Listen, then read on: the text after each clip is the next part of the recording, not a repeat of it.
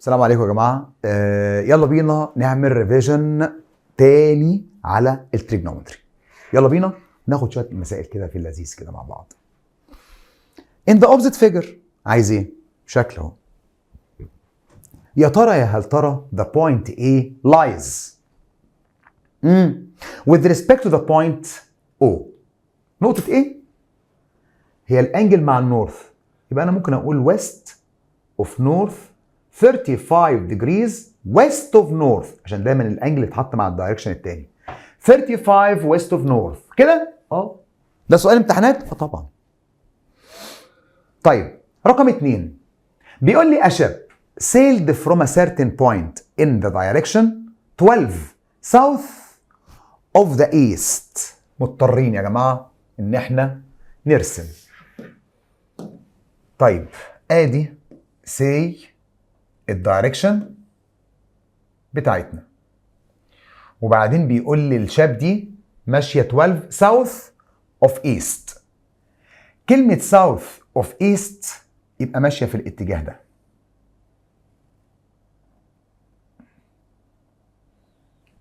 ماشي. الانجل بكام يا باشا؟ قال لك الانجل بتساوي 12 south of east، يبقى ال 12 مع الايست.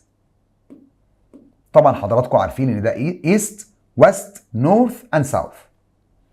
تمام. with the velocity 11 km per hour at the same moment another ship sailed from the same point in the direction 68 north of the east. north of the east. north of the east. كلمة north of the east ادي north وادي east، سوري north وادي east. north of the east يبقى الدايركشن بتاعي بالمنظر ده كده. تمام؟ تمام. والانجل كانت بكام يا شباب؟ قال لي الانجل بتاعتك كانت 68، هتبقى مع الايست 68. ماشي. Then the distance between the two ships after 2 hours from the time of their sailing together equal كام كيلومتر؟ ثانية واحدة. المركب الأولى كانت ماشية بسرعة 11، تمام؟ بعد ساعتين وهي ماشية بسرعة منتظمة، بعد ساعتين يبقى 22 كيلومتر. يبقى دي 22 كيلومتر. والمركب الثانية كانت ماشية بسرعة 6.5 كيلومتر، بعد ساعتين 6.5 times 2 يبقى 13 كيلومتر. حضرتك عايز ايه؟ قال لي انا محتاج منك المسافة اللي بينهم بعد الساعتين، يبقى انا عايز المسافة دي. تمام؟ تمام. تعالوا يا باشمهندسين بقى كده. انا شايف ان انا عندي two sides and the included angle. لو انا اعتبرت ان السايد ده او النقطة دي اسمها A والنقطة دي اسمها B which representing للمسافة بين المركبين بعد ساعتين، يبقى معنى كده ان ال A B to the power of 2 equal the sum of the squares of the other two sides اللي هو 13 و 22 minus 2 منهم اللي هو 13 و 22. كوزين الانجل اللي بينهم اللي هي كوزين مجموعة تو انجل 70 80، عشان ديت 68 و 12 يبقى 80. الاي بي هشوفها بتساوي كام بعد اما اشوف الرقم ده كله بيساوي كام، ابقى اعمل له سكوير روت علشان اجيب الصم بتاعه. طب تعالوا نشوف كده الرقم بتاعنا ده يطلع بكام. يبقى انا عندي هنا 13 طبعا باور 2، يبقى عندي هنا 13 باور 2 زائد 22 باور 2 ماينس 2 افتح براكت 13 اقفل وافتح، وبعدين 22 اقفل وافتح، وبعدين كوزين 80. الكلام ده كله بيساوي كام؟ بيساوي كذا. شيل وهات لي سكوير روت الانسر يطلع بكام؟ 23.5. يطلع ب 23.5 كيلومتر. 23.5 5 كيلومتر، يعني approximated لكام كيلومتر؟ ل 24، لأن هو 23.5، يبقى approximated لكام؟ ل 24 كيلومتر. رقم 3 بيقول لي إيه؟ If a point A lies 30 north of east. يعني لو أنا عندي directions يا جماعة بالويم كده يعني أهو. تمام؟ 30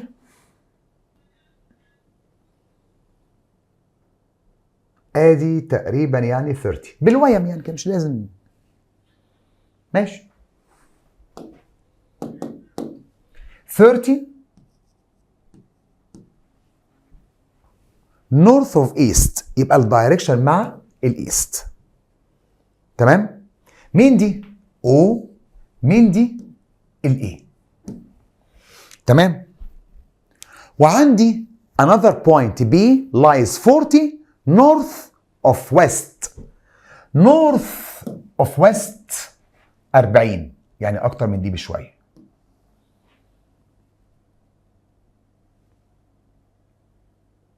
ماشي. مين دي يا باشا؟ نقطة البي.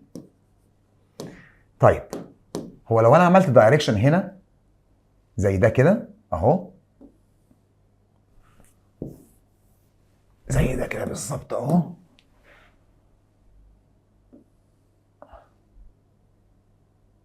عشان يبقى باراليل بس.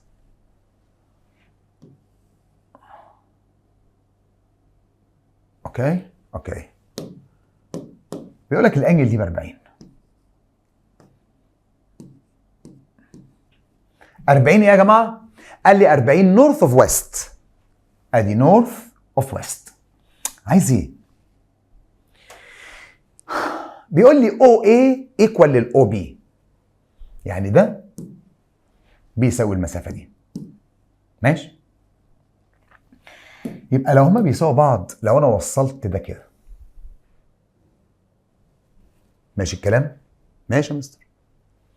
عايز ايه بقى؟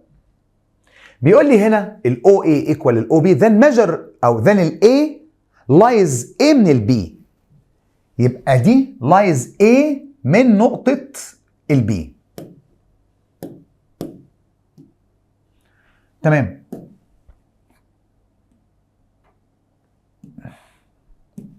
نظبطها لنا شوية. تمام. بقول لكم ايه؟ هو مبدئيا كده احنا عندنا دي 30 ودي 90، يبقى دي 60، دي 40 يبقى دي 50، 50 و60 110، يبقى الباقي من الترينجل ده 70، يبقى دي تاخد 35 ودي تاخد 35. تمام؟ تمام. حلو. بقول لك ايه؟ هو لو انا مشيت كده ونزلت كده ومشيت كده، يبقى الانجل دي كلها بتساوي زي دي 40. طب دي ب 35، يبقى الصغنونه دي، القمر دي الصغيره دي بتساوي كام؟ دي هتساوي 5. يبقى ال A lies at 5 degrees south of east. 5 south of east. 5 south of east which choice رقم ال A. سؤال 4 بيقول لك in the opposite figure، وماله؟ قال لك two balloons A and E.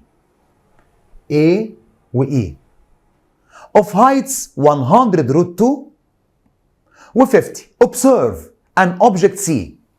البالون ده والبالون ده بيobserveهم لمين؟ لبوينت C. on the ground lying in the vertical plane passing through the two balloons if the measure of the depression angle of the object are 45 and 30. فين ان شاء الله باذن الله الديبريشن؟ لازم يبقى عندي يا جماعه حاجه اسمها هوريزونتال راي. يبقى اول ديبريشن اللي هي الانجل دي كلها بتساوي 45 ديجريز، والثانيه 30. يبقى لازم من هنا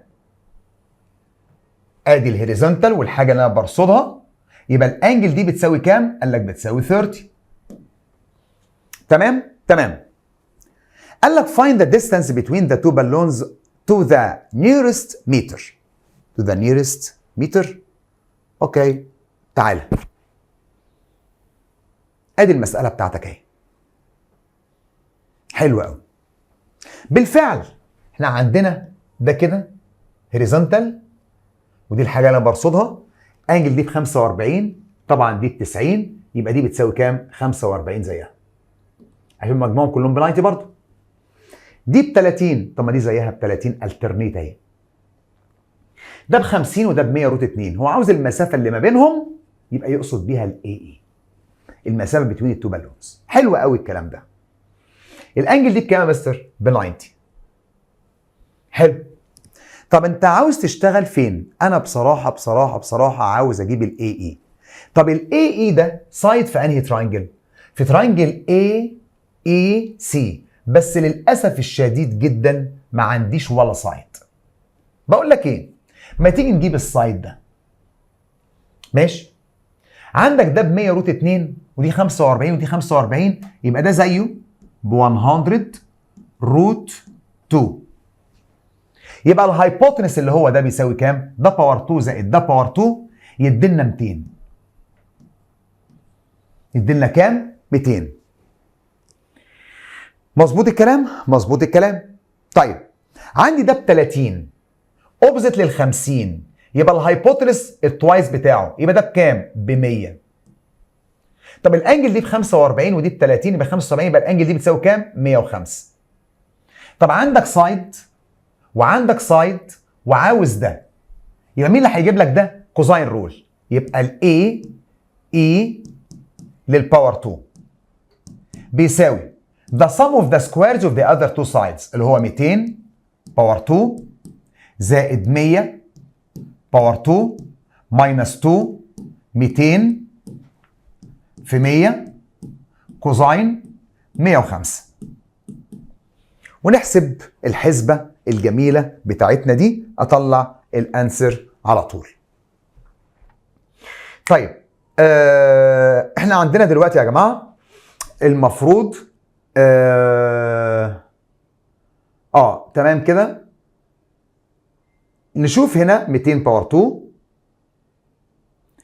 زائد 100 باور 2 ماينس 2 نفتح براكت 100 نفتح براكت تاني 200 وبعدين كوزاين 105. اقفل. الكلام ده بيساوي كام؟ 60 3 5 2. عايز اجيب السكوير روت، يطلع 245.6. يبقى ال AE 245.6 يعني approximated ل 246 متر. وقضي الامر. تشويس بتاعك مين يا باشا؟ لا هو من غير التشويسز، بس انا عاوز بس اتاكد من ده. المفروض ده 45 وده 45، ده لو واحد ده واحد يبقى ده بروت 2، يبقى ده عباره عن روت 2 تايمز ده يدينا 200. مظبوط، اجابتك مظبوطه. تعال لي هنا ساين A كوزاين B كوزاين ساين. لا سمع ودنك، ساين كوزاين كوزاين ساين، يبقى ده المفكوك بتاع ساين الصم ولا الديفرنس؟ لا الديفرنس between التو انجلز اللي هو A و B، يبقى ساين A minus B which choice رقم C، وده قانون بيقول لك انت حافظه ولا لا. 6 بيقول لك tan A over 2 equal 1 over 3، tan B over 2 equal 2 over 3، then tan C over 2 بيساوي كام؟ عارفين عارفين الجيفن بتاعنا عباره عن ايه؟ ان ال ABC is a triangle. طب ما دام ال ABC triangle يبقى ال A زائد ال B زائد ال C بتساوي 180. عندك A over 2 B over 2 C over 2، يبقى انا محتاج شكل ال A وال B وال C over 2. طب ما تيجي نقسم على الاثنين، فهيبقى عندنا A over 2 زائد B over 2 زائد C over 2 equal 90.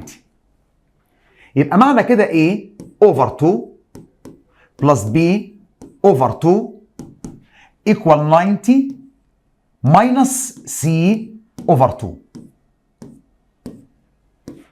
شباب هو عايز مني شكل مين؟ شكل التان.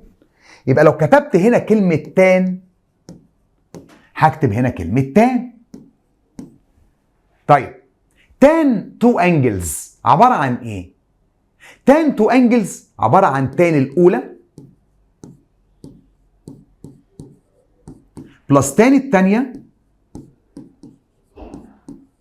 اوفر 1 ماينس تان الأولى تايمز تان الثانية. اللي هنا دي بتساوي 90 ماينس، يبقى التان تتحول تبقى كوتان سي اوفر 2. حلو الكلام؟ تعال نعوض على اللي هو قايل لي عليه. هو كان بيقول تان A اوفر 2 ب 1 اوفر 3، يعني تان A اوفر 2 بواحد على 3، وكان بيقول تان B اوفر 2 ب 2 على 3.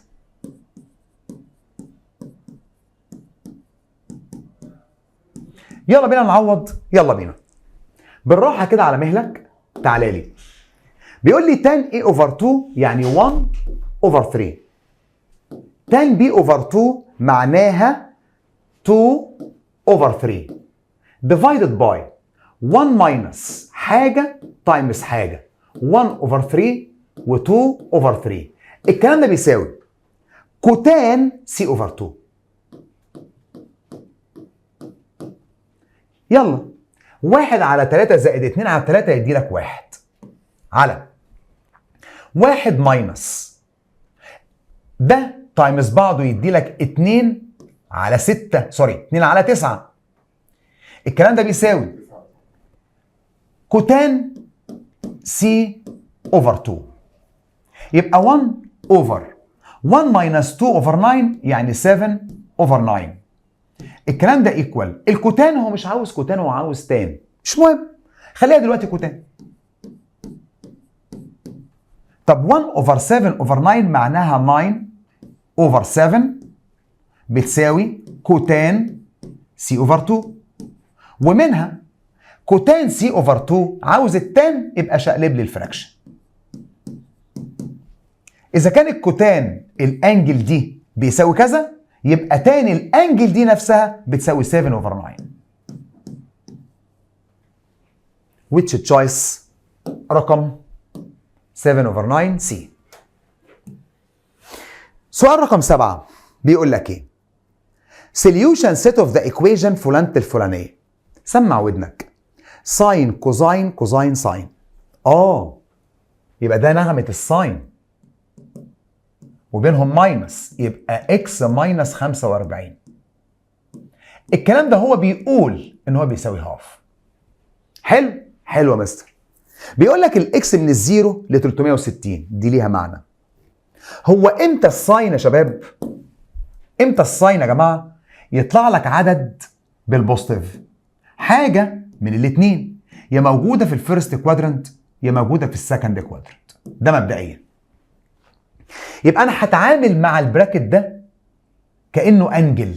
اكس ماينس 45 ده انجل، ساين انجل بهاف، يبقى شيفت ساين هاف يطلع لك 30. ال 30 دي عشان احطها في الفيرست كوادرنت يبقى زي ما هي 30. ال 30 دي عشان احطها في السكند كوادرنت يبقى 180 ماينس 30 يدي لك 150. يبقى معنى كده اكس ماينس 45 بتساوي كذا او كذا. يبقى معنى كده ان الاكس ماينس 45 بتساوي 30، يبقى الاكس بتساوي 75.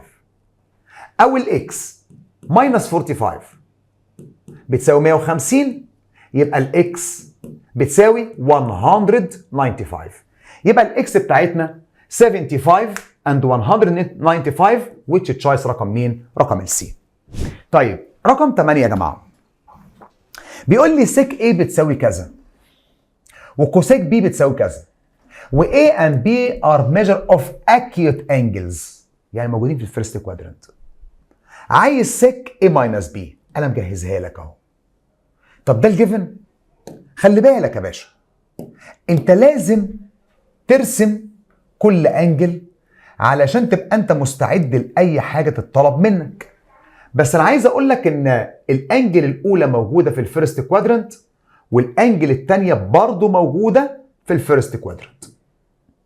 طب كلمه سك معناها هايبوتنس ادجيسنت، يبقى ده بالبايثاغورس ب3. كلمه كوساك يعني هايبوتنس اوبزيت، يبقى ده كده اوتوماتيك ب12. انا كده مستعد. مستر مش هعرف اجيب السك. هو المالتيبليكيتيف انفرس بتاع السك اللي هو مين؟ اللي هو كوزاين. طب كوزاين A ماينس B مفكوكه عباره عن كوزاين كوزاين وبعدين ساين ساين. ترتيب الانجلز زي ما هو، بس خلي بالك يعمل معروف علشان في الكوزاين ببدل الساين. يبقى الكلام بتاعنا ايكوال حاجه تايمز حاجه بلس حاجه تايمز حاجه. تمام؟ تمام. هات لي كوزاين A ب 4 اوفر 5، كوزاين B ب 12 اوفر 13، ساين A 3 اوفر 5، ساين B 5 اوفر 13. يبقى الكلام ايكوال ل 48 اوفر 65 بلس 15 اوفر 65. يبقى الكلام ايكوال ل 63 اوفر 65. يا مستر نعم، ده الكلام ده بتاع الكوزاين. انا عاوز سك، سهله، شقلب ده يبقى 65 اوفر 63. 65 اوفر 63، 65 اوفر 63 which choice رقم مين يا جماعه؟ رقم الدي. سؤال رقم 9 بيقول لك ايه؟ سؤال جامد قوي يا اولاد. In the opposite figure ABC is a right angle triangle at B. ماشي. where ال AB ب 2 سنتيمتر. ال AB ب 2. ماشي. ال B دي ب 1. ماشي. C دي ب 5. ماشي. then X plus Y بيساوي كام ديجري؟ كام ديجري؟ كام ديجري؟ ايه اللي انت بتقوله ده؟ تعالى. X plus Y ايكوال لكام ديجري؟ طب بقول لك ايه؟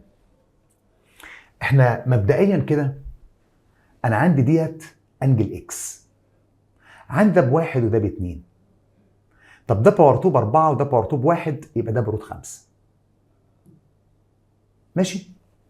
ماشي. عندك ده كله ب6 وعندك ده ب2، يبقى بالنسبه للترانجل الكبير خالص ده 6 تايمز 6 ايكوال ل 36، 36 بلس 4 ايكوال ل 40، يبقى ده بروت 40 اللي هو عباره عن 2 روت 10. تمام. مستر بالنسبه للواي موجوده عندي ساين وكوزاين، وبالنسبه للاكس موجوده عندي كذا وكذا. طب بقول لك على حاجه، ايه رايك لو انا جيت قلت لك هو عاوز الاكس بلس واي، ما تجيب لي ساين اكس زائد واي بتساوي كام؟ معناها ساين اكس كوزاين واي كوزاين اكس ساين واي، وممكن تفكها بالكوزاين عادي. طيب الكلام بتاعك ده بيساوي، هجيب انسرز، هيبقى عندنا حاجه بلس ساين اكس اوبزيت على الهايبوتنس، يعني 1 على روت 5، كوزاين واي بقى ادجيسنت 6 على 2 روت 10، كوزاين اكس ادجيسنت على هايبوتنس، ساين واي باوبزيت 2 على هايبوتنس 2 روت 10. يلا بينا. 6 على 2 يبقى فوق فيه 3 وتحت روت 50 زائد الاتنين دي راحت مع الاتنين دي، يتبقى لك فوق 2 على روت 50. الله لا لا لا لا لا، هتساوي نفس الكلام روت 50. اجمع اللي فوق 3 و2 يدي لك 5. 5 على روت 50. 5 على روت 50 ده مين ده؟ ده ساين اكس بلس واي. 5 على روت 50 يعني الكلام بتاعك ده هيساوي، لو انا عملت 5 على روت 50 تايمز روت 50 على روت 50، الكلام ده بيساوي كام؟ تحت يدي لك 50 وتحت يدي لك 5 روت 50. يعني الكلام بتاعك بيساوي فوق هيبقى فيه روت 50 على ال10. روت 50 على 10. طب ما هو ال 50 ده يا مستر عباره عن 25 في 2، اعملها بالكالكليتر عادي، يعني يدي لك 5 روت 2 على 10، يعني روت 2 اوفر 2. طيب ساين الانجل اكس بلس واي بتساوي روت 2 اوفر 2، يبقى اكس بلس واي بتساوي كام؟ شيفت ساين روت 2 اوفر 2 يدي لك 45، يبقى الاكس زائد الواي يدي لك كام؟ 45 ديجريز. 45 ديجريز which choice رقم سي. سؤال جميل. كوزاين باور 2 ماينس ساين باور 2، ده شكل من اشكال كوزاين دبل الانجل، يبقى كوزاين 2 اكس. ما هو كوزاين 2 اكس كوزاين باور 2 ماينس ساين باور 2، 1 ماينس 2 ساين باور 2، او 2 كوزاين باور 2 ماينس 1. طيب 1 زائد كوزاين 4 ايه؟ انا شايف 2 ايه 2 ايه، انا شايف في حوار كده 1 بلس كوزاين. بقول لحضرتك على حاجه، احنا عندنا كوزاين دبل الانجل ايا كان بقى 2 ايه 4 ايه 6 ايه، عباره عن كوزاين باور 2 ايه ماينس ساين باور 2 ايه، او بتساوي 1 ماينس 2 ساين باور 2 ايه، او بيساوي 2 كوزاين باور 2 ايه ماينس 1. كل ده صح. طيب انا عايز اضيع الواحد البايخ ده، الشكل ده فيه ماينس 1، يبقى الفورم دي هي اللي هتحل لي اللغز. يبقى 1 بلس كوزاين 4 ايه بتساوي ادي 1 بلس كوزاين 4 ايه عباره عن 2 كوزاين باور 2 نص الانجل 2 ايه ماينس 1. بوزيتيف 1 مع ماينس 1 يبقى الاجابه اللي متبقيه لك 2 كوزاين باور 2 2a. 2 كوزاين باور 2 2a which choice رقم مين يا جماعه؟ رقم الدي. سؤال رقم 12. اصحى لي. كوزاين باور 4x ماينس ساين باور 4x ايكوال كوزاين اي اكس. استنى، انا ممكن اعمل دي فاكتورايزيشن اللي هي اصلا في الجيفن بيقول لي عباره عن كوزاين اي اكس. كوزاين باور 4 يعني عباره عن كوزاين باور 2x ماينس ساين باور 2x كوزاين باور 2x زائد ساين باور 2x. ديفرنس اوف 2 سكويرز عادي جدا. كوزاين باور 2 بلس ساين باور 2 ايكوال لواحد. طب كوزاين باور 2 ماينس ساين باور 2 ده عباره عن كوزاين دبل الانجل. الكلام ده عباره عن كوزاين اي اكس. بالمقارنه بيهم هما الاثنين هتلاقي الكوزاين هي نفسها، هتلاقي الاكس هي نفسها، يبقى الاي هتساوي الاثنين، يبقى الاي بتساوي 2. اختيارك هيبقى البي. تعالى لي هنا في رقم 13 ونشوف بيقول لي ايه. 1 اوفر 2 تان سيتا زائد كوتان سيتا بيساوي مين؟ طب ثانيه واحده، انا عندي 1 اوفر 2 تايمز تان سيتا عباره عن ساين اوفر كوزاين وبلس كوتان سيتا عباره عن كوزاين اوفر ساين. الكلام ده بيساوي ادي الهاف وبعدين ادي الفراكشن، هعمل دول تايمز بعض فهتبقى عباره عن ساين سيتا كوزاين سيتا. هعمل دول تايمز بعض بقت ساين باور 2 سيتا. هعمل دول تايمز بعض بقت كوزاين باور 2 سيتا. وبينهم علامه ايه؟ بينهم علامه بلس. اقفل. حاضر يا جماعه، الكلام بتاعنا ده هيساوي 1 اوفر 2 هي ساين باور 2 بلس كوزاين باور 2 دي لك كام؟ خلي بالك 1 على الاثنين بالتايمز. ساين باور 2 بلس كوزاين باور 2 يدي لي 1. ساين كوزاين ادي ساين سيتا كوزاين سيتا، صفيهم. 1 في 1 بواحد، وتحت في 2 ساين سيتا كوزاين سيتا. الله، طب ما انا عندي 2 ساين كوزاين عباره عن ساين دبل الانجل. طب 1 على ساين يدينا لك كوسيك. الكوسيك اللي هو مين؟ اللي هو كوسيك 2 سيتا. اختيارك هيبقى رقم مين؟ هيبقى رقم السي. سؤال رقم 14 بيقول لي ايه؟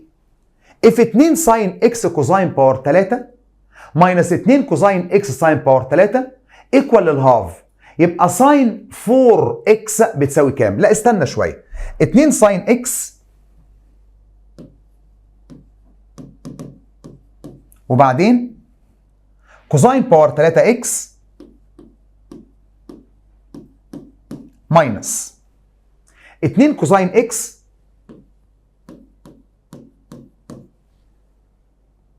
ساين باور 3 اكس. الليله دي كلها بتساوي كام؟ بتساوي هاف. عايز مني ايه حضرتك؟ بيقول لي عاوز ساين 4 اكس بتساوي كام؟ تمام، تعالى لي بقى. ايه الحوار اللي قدامك ده؟ ولا حوار ولا حاجه. في 2 ناخدهم كومن فاكتور. في هنا ساين وفي هنا ساين باور 3. ما تيجي ناخد ساين كومن فاكتور. طب عندي كوزاين وعندي كوزاين، ما تيجي ناخد كوزاين كومن فاكتور وافتح براكت. الاثنين اتاخدت والساين اتاخدت وكوزاين من هنا اتاخدت، يتبقى لك كوزاين باور 2 ماينس الاثنين اتاخدت وساين من الثلاثه اتاخدت، يتبقى لك 2 والكوزاين اتاخدت، يبقى عندك ساين باور 2. الليله دي بتساوي كام؟ بتساوي هاف. 2 ساين كوزاين ده عباره عن ساين دبل الانجل. طب كوزاين باور 2 ماينس ساين باور 2 عباره عن كوزاين دبل الانجل. الكلام ده بيساوي كام؟ بيساوي هاف. طب بص كده، ساين حاجه كوزاين نفس الحاجه. طب ساين كوزاين ده عباره عن هاف ساين دبل الانجل اللي هي 4 اكس. بتساوي كام؟ قال لك برضه بتساوي هاف.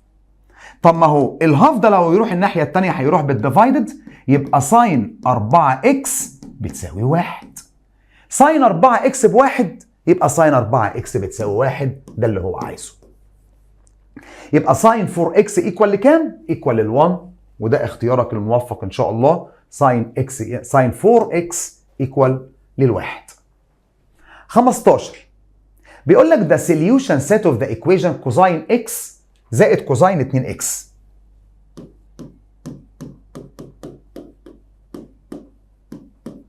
كوزاين اكس زائد كوزاين 2 اكس بتساوي 0.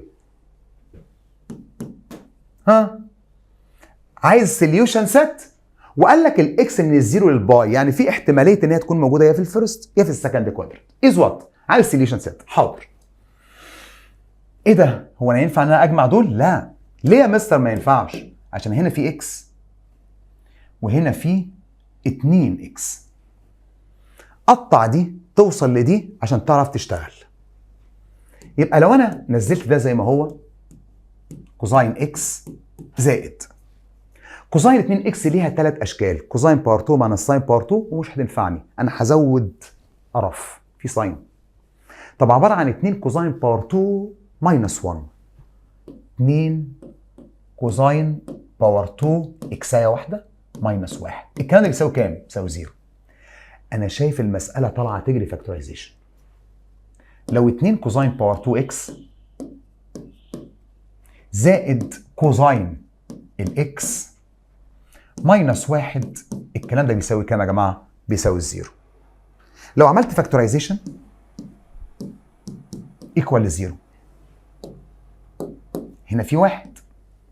طب لو كتبت هنا 2 كوزاين اكس وهنا كوزاين اكس، والواحد ده عباره عن 1 تايمز 1، دول البرودكت بتاعهم بواحد ودول البرودكت بتاعهم باتنين، الفرق اللي بينهم يدي لك 1. يبقى ده بواحد وده باتنين، الفرق بينهم بواحد، يبقى الكبير هياخد اشاره الميدل تيرم which is positive وده هياخد نيجاتيف. طيب من هنا هقول لك ان 2 كوزاين اكس ماينس 1 بزيرو. من هنا هقول لك ان كوزاين الاكس زائد 1 بتساوي الزيرو. من هنا هقول لك كوزاين اكس بتساوي هاف. ومن هنا هقول لك كوزاين اكس بنيجاتيف 1. واحده واحده. هو ما دام عندك هنا بالبوزيتيف يبقى معنى كده ان الانجل تحتمل احتمالين، اما ان هي موجوده في الفيرست كوادرانت او في الفورث كوادرانت، وده مرفوض لان هو في بدايه المساله قال لك ان الانجل موجوده من الزيرو للباي. يبقى هي مش موجوده غير في الفيرست في الاحتماليه دي بس. شيفت كوزاين هاف يبقى الاكس بتاعتك بتساوي 60. ال 60 اللي هي بتعادل كام؟ باي على 3. ده احتمال. طب كوزاين اكس ايكوال لنيجاتيف 1 يبقى الاكس بتاعتك بتساوي 180. ال 180 دي اللي هي بتعادل كام؟ بتعادل باي. طب يا ترى هو كان عامل لك كلوزد انترفال على 0 والباي ولا اوبن انترفال؟ تعال نشوف. لا اوبن، كلوزد انترفال يا مستر. يبقى معنى كده ان الباي دي معانا. يبقى باي على 3 وباي، الاثنين ينفعوا.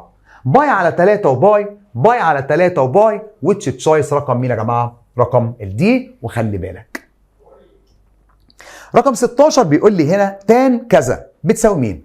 تان تو انجلز عباره عن فراكشن، عباره عن تان الاولى بلس تان الثانيه اوفر 1 ماينس تان الاولى تان الثانيه. الكلام ده بيساوي، هو تان 135 بتساوي كام؟ قال لك بنيجاتيف 1 زائد تان ايه؟ اوفر 1. تان 135 بنيجاتيف 1 مع النيجاتيف بقت بوزيتيف تان الايه. يبقى تان ايه ماينس 1 اوفر 1 بلس تان ايه. تان ايه ماينس 1 اهيت اوفر تان زائد 1. سؤال 17 بيقول لك الاكس من الزيرو لل 180 وانكلودد، يعني موجوده في الفيرست يا في السكند كوادرنت. تان اكس ماينس تان 125 ايكوال 1 زائد تان اكس تان 25. ذن الاكس بتساوي كام؟ استنى مستر، انت دلوقتي بتقول لي ان انت عندك كلمه تان اكس ماينس تان 25 بتساوي 1 زائد تان اكس تان 25. مظبوط؟ مظبوط. بقول لك يا مستر، شايف الشيله دي؟ ما تيجي نقسم الاتنين على نفس المقدار ده. يعني ايه؟ تعال اقول لك يعني ايه. يعني هقسم ده على حاجه، هقسم ده على نفس الحاجه، وبينهم الايكوال زي ما هي. هكتب لك 1 وبلس تان اكس تان 25، 1 وبلس تان اكس تان 25. اي حاجه ديفايد باي نفسها يدي لك 1. طب والناحيه دي تان ماينس تان اوفر 1 بلس تان تان، مش محتاجه فراكشن. تان ماينس تان اوفر 1 بلس تان تان يدي لك تان الديفرنس بين التو انجلز اللي هو اكس ماينس 25. عظمه. انا هتعامل مع ده كانها انجل. تان انجل بواحد، تان انجل بواحد. طيب الواحد ده بالبوزيتيف. طب التان امتى تكون بالبوزيتيف؟ يا في الاول يا في الثالث. بس خلي بالك قال لك ان الانجل بتاعتك ديت موجوده من الزيرو ل 180، مالكش دعوه دلوقتي. الانجل بتاعتنا موجوده يا فين يا فين؟ يا في الفيرست يا في الثيرد. طيب لو عملت شيفت تان 1 يطلع ب 45. يبقى لو انا عاوز اعبر عن ال 45 في الفيرست خليها زي ما هي. لو انا عاوز اعبر عن ال 45 في الثيرد هعمل 180 بلس يطلع لك 225. اذا الانجل ذات نفسها اللي هي اكس ماينس 25 اما انك تساويها ب 45 او الاكس ماينس ال 25 هتساويها لي ب 225. من هنا الاكس هتساوي 70 اللي هو 45 بلس 25، او الاكس بتاعتك هنا هتبقى وديها بالبلس يبقى 250. خلي بالك هو كان بيقول ان الاكس اقصى حاجه ليها 180، يبقى ده هيبقى ريجكتد. يبقى الاكس بتاعتنا بتساوي 70 وما تنفعش غير انها تبقى بال70 فقط لا غير. تمام وكده تبقى مراجعه التريج بتاعتنا كلها ضن. وكفايه قوي كده بالنسبه لي. بس انتوا ذاكروا ده، والكلام ده كله لازم يتحل بالورقه والقلم يا شباب. اشوفكم على خير، ربنا يوفقكم، السلام عليكم.